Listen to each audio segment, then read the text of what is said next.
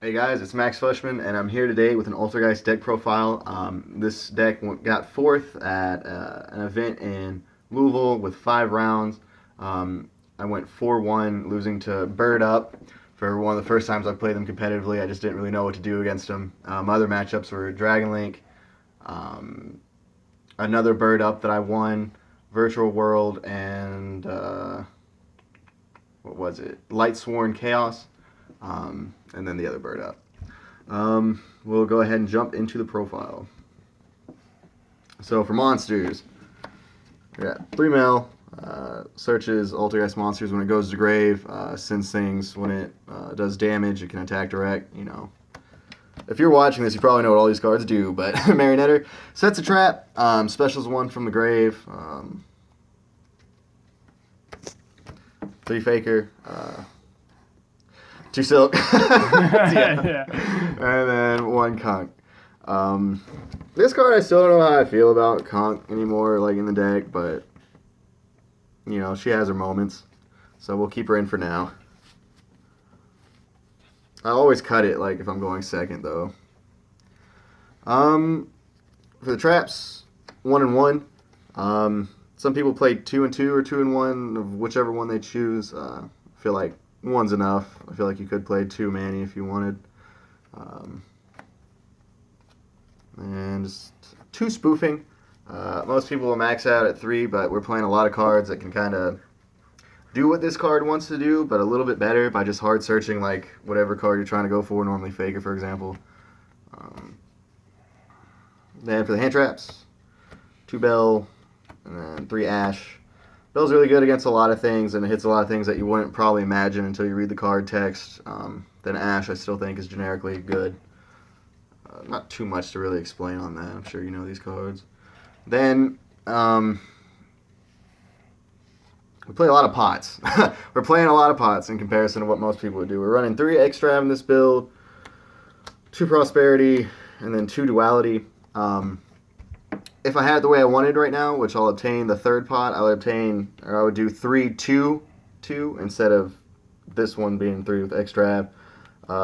These cards just like, I mean, if you hit these 2, you're looking at 9 cards in your deck, and you know which 6 are at the bottom, so you know you won't see them again. It's just nuts. Duality works with both of these cards, and with all the ways to faker, like turn 1, like you don't have to hopefully you're not having to special summon or search off a Meluseek, you know what I mean? So hopefully you can get powerful traps instead. And then for the trap lineup, we're playing 1 Imperial. Now, this, after showing you 7 pots, I can understand how it looks weird, and sometimes it feels weird, you know, but the 7 pots also make this playable because you see it a lot more than you would if it was just, you know, like 3 extra or something, you know what I mean? You get to put this card on field a lot more with all these pots. You know, you have to decide what you're picking up off your pots based on what your hand's looking like. You know, you sculpt the hand with this. Then we play 2 Rivalry. This is good against Bird, Virtual World, Drytron. Zombies. Not so good against zombies. You know, I just figured a Floodgate would be pretty helpful for this deck in this format. It's just really bad against Eldlich, for example, or Eldlich zombie variants. 1 evenly because what if, and then if you get it off like Prosperity going second, like it, you know, your opponent's face is like fuck. They know what's up. 3 Torrential. You'll see that we're not playing like Prison, Ice Dragon's Prison, or Punishment. I just didn't like the cards enough. Like before this event, I played both at 2, and I just took them out for some more pots, basically. 2 Judgment. The 3rd is sided. This card, like, you just really, really hate to see it going second. Like, if you have to go second, really good seeing it going first. But because it doesn't really like interact the same way and it costs half, we just play it at 2, and then we'll play the Solemn Strikes at 3. A lot of people say this card's better sometimes, and then Judgment's better in other things. But, like, for example, Floodgate plus Strike is a lot better than Floodgate plus Judgment.